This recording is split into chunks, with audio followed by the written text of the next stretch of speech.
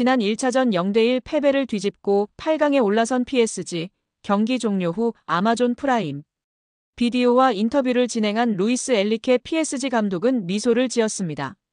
그는 우리가 승리를 거둘 자격이 있었는지는 중요하지 않다. 양팀 모두 8강에 오를 만한 자격이 있었다. 우리는 파리에서 더 좋은 경기를 했고 리버풀은 오늘 더 좋은 모습을 보였다라고 입을 열었습니다. 이어 그는 우리 선수들은 안필드에서 강한 정신력과 캐릭터를 보여줬다. 훌륭한 분위기 속에서 정말 힘든 경기였다라며 선수들을 칭찬했습니다. 또한 우린 우리가 진짜 팀이라는 것을 보여줬다. 이 팀이 전성기에 오른 것일까? 난 이제 시작일 뿐이라고 생각한다라며 리버풀은 매우 강력했으나 돈나룸마의 선방 덕분에 이길 수 있었다라고 이야기했습니다. 이강인이 연장전에서야 뛴 것을 생각할 때 이강인 없이 나서는 팀이 베스트라고 생각하는 듯한 발언이었습니다. 최근 프랑스 현지 다수 언론은 이강인의 팀 내 입지가 크게 줄었다고 일제히 보도했습니다. 해당 보도와 엔리케 감독의 발언을 종합해 생각하면 엔리케가 이강인을 핵심으로 생각하지 않고 있다는 추론이 가능한 상황입니다. 한편 엔리케는 추첨에서 리버풀과 PSG가 맞붙게 됐을 때 양팀 감독 모두 같은 생각을 했을 것이다. 유럽에서 볼 수 있는 최고의 경기 중 하나가 될 것이다라고. 챔피언스 리그는 꾸준함이 중요한 대회가 아니다. 중요한 순간에 최고의 모습을 보여야 한다. 우리도 리버풀도 많은 고통을 겪었다라고 전했습니다. 여기에 프랑스 매체 풋메르카토는 PSG는 대단한 성과를 만들었다. 이들은 지난 12일 유럽 축구연맹 챔피언스리그 16강 2차전에서 리버풀을 1대0으로 꺾고 승부차기 끝에 8강 진출에 성공했다. 이 경기 동안 인상적이었던 건 엔리케 감독의 선수들이 보여준 밝은 표정이었다. 엔리케 감독은 최근 몇 달 동안 정기적으로 비판받았다. 다니엘 리올로 언론인도 마찬가지였다. 하지만 리올로는 자신의 의견을 바꾼 거로 보인다고 했습니다. 매체에 따르면 리올로는 자신이 출연하는 프랑스 방송 애프터풋을 통해 천재적인 아이디어는 이제 없다. 모든 것이 명확하다. 엔리케 감독은 심지어 교체도 천천히 한다. 그의 팀은 완성됐다. 이것은 미친 일이라고 했습니다. 리올로는 엔리케 감독의 전술을 두고 천재적인 아이디어라며 우회적으로 비난했는데 이 발언에 대해 철회한 거로 보입니다. 리올로는 이어 PSG가 시작한 방식은 지난주와 같았다.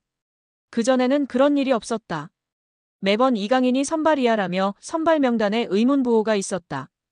1년 반 동안 PSG의 라인업을 맞추는 것이 퍼즐 같았다라며 이제는 고정 베스트 11을 꾸린 PSG가 긍정적인 효과를 보인다고 전망했다. 리올로는 그간 엔리케 감독의 변화무쌍한 선수 기용에 부정적인 시선을 보냈던 거로 잘 알려진 언론인이었습니다.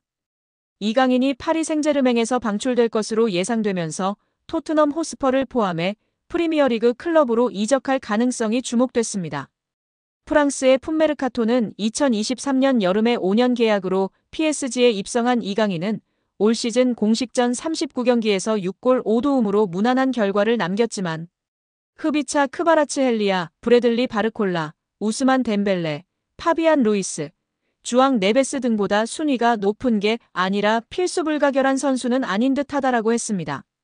이어 다음 행선지가 궁금하지만 이미 프리미어리그의 토트넘, 아스널, 뉴캐슬, 유나이티드, 맨체스터 유나이티드 등의 관심이 보도됐다며 PSG가 요구하는 이강인 이적료는 4천만 유로 약 630억 원으로 여겨진다라고 덧붙였습니다.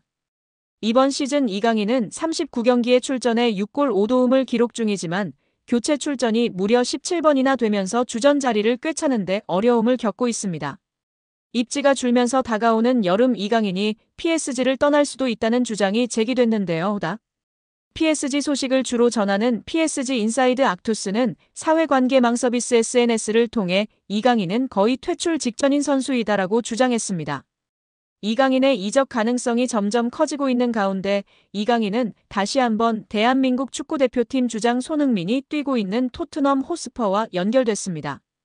토트넘 소식을 주로 전하는 토트넘 트랜스퍼 뉴스는 SNS로 토트넘은 이번 여름 PSG에서 이강인을 영입하는데 관심을 보이고 있다라며 이강인은 이번 여름 4천만 유로 약 630억 원에 영입될 수 있을 것으로 보인다. 많은 프리미어리그 클럽들이 이번 시즌 공격 포인트 11개를 기록한 이강인을 원하고 있다라고 전했습니다. 토트넘의 이강인에 대한 관심은 1월 겨울 이적 시장 때부터 시작됐습니다. 글로벌 매체 온더미닛은 토트넘과 노팅엄 포레스트가 맨체스터 유나이티드와 뉴캐슬 유나이티드의 합류에 PSG 미드필더 이강인을 눈독 들이고 있다라고 전한 바 있습니다. 토트넘 호스퍼 뉴스도 지난 1월 노팅엄과 마찬가지로 토트넘은 다가오는 여름 이적 시장에서 이강인 영입을 추진하는 걸 선호하지만 여러 클럽들이 접근을 준비하기 있기에 이강인에 대한 관심이 커질 수 있다라고 밝혔습니다. 매체의 주장대로 이강인은 토트넘뿐만 아니라 프리미어리그 명문 클럽 아스널과 맨체스터 유나이티드의 관심도 받고 있는데요. 글로벌 매체 디 애슬레틱은 지난 1월 아스널이 논의 중인 선수 중 한 명은 PSG의 이강인일 수 있다라고 이강인은 루이스 엘리케 감독 아래에서 정기적으로 뛰었음에도 불구하고 PSG에서 옵션을 고려하고 있다. 그는 새로운 도전에 열려 있다라고 주장했습니다. 이어 PSG는 이강인 매각을 적극적으로 추진하지 않고 있으며 경기장 안팎에서 이강인을 높게 평가하고 있다라며 이강인은 아시아 시장에서 큰 영향을 미치고 있다. 영입을 위해선 2023년 마요르카에서 이강인을 영입하기 위해 지불한 2,200만 유로 약 332억 원의 최소 2배 이상인 이적료 필요하다라고 덧붙였습니다.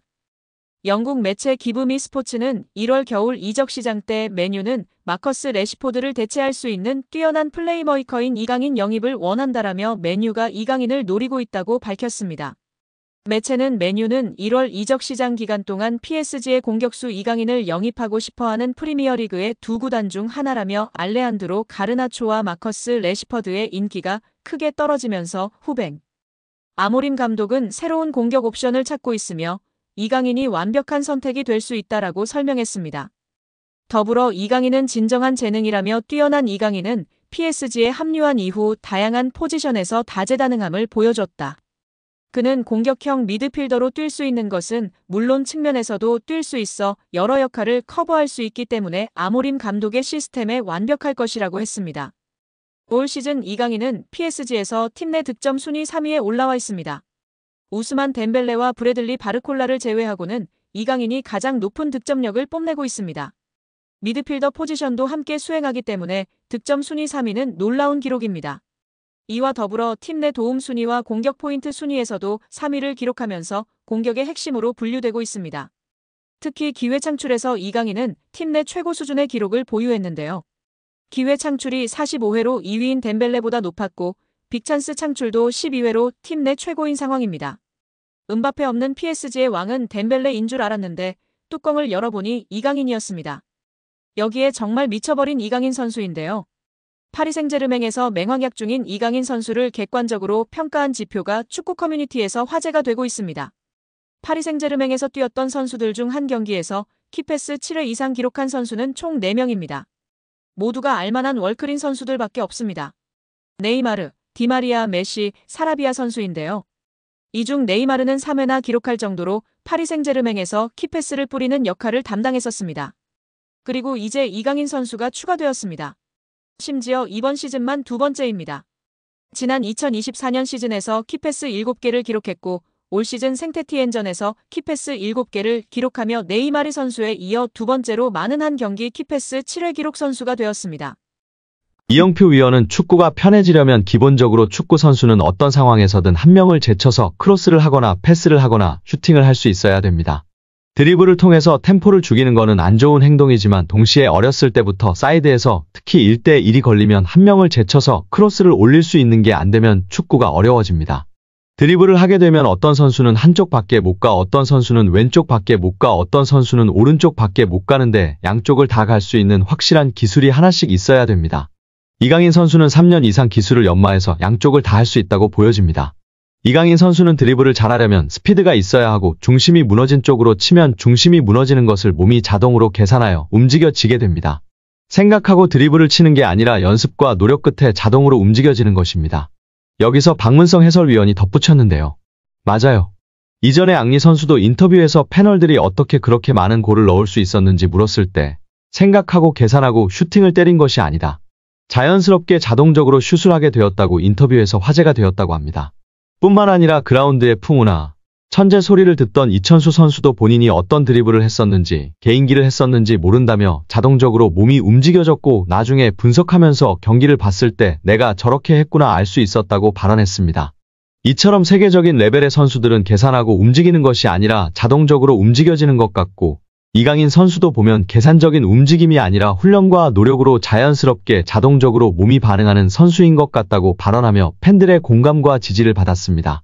이어 이영표 위원은 이강인 선수가 재능은 기본적으로 있었겠지만 훈련과 노력이 없이는 만들어질 수가 없습니다. 또한 이강인 선수의 강점은 드리블도 있고 시야도 있고 정확한 왼발킥도 있고 터치가 굉장히 강점이 있다고 생각합니다. 멀리 볼 수 있는 능력은 킥이 자신 있는 선수들이 자연스럽게 보여지고 나타낼 수 있습니다. 어떤 선수들은 드리블을 잘하는 선수는 자기가 드리블을 보여주고 싶어하고 패스를 잘하는 선수는 패스를 보여주고 싶어하기 때문에 좋은 킥, 멀리 보낼 수 있는 킥이 장점인 선수는 자연스럽게 시야가 넓어지고 시야가 넓은 것처럼 보여지게 됩니다.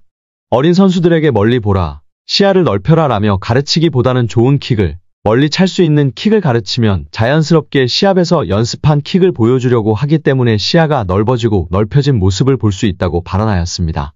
이어 최근 프랑스 언론의 비판에 대해서도 이야기했는데요. 이강인을 향한 언론 비판은 일도 신경 안 써도 됩니다. 한국에서처럼 선수를 비난 잘하지 않는 문화가 아닙니다. 한국에서는 정말 엄청나게 큰 잘못을 저질렀을 때 비난하나 외국은 그냥 막 합니다. 그들의 문화이고 경쟁이라 신경 쓸 필요가 전혀 없습니다. 유럽에서도 크게 신경 쓰지 않는 편입니다. 거기에 일희일비할 필요 없고 비난을 받더라고 원래 그런다 생각하는 게 팬들도 선수도 좋다고 발언했습니다. 이어 이영표 위원은 이강인 선수가 수비할 때 압박이 안 된다는 단점이 있었는데 약점이라고 지적되던 수비 전환, 수비의 능력을 키웠다는 것이 정말 대단한 것이라며 치켜세웠습니다. 이는 특히 선수의 태도의 문제이기 때문에 이런 것들을 지적을 받으면 자기가 수비력을 키우는 게 아니라 나도 수비를 열심히 하는 척해야지 라는 선수가 있는데 이강인 선수는 진짜 수비를 하는 것이라며 극찬하였습니다. 특히 이런 태도를 갖고 있는 선수는 길게 선수 생활을 하고 겸손하기 때문에 대성하는 경우가 많다고 발언했습니다.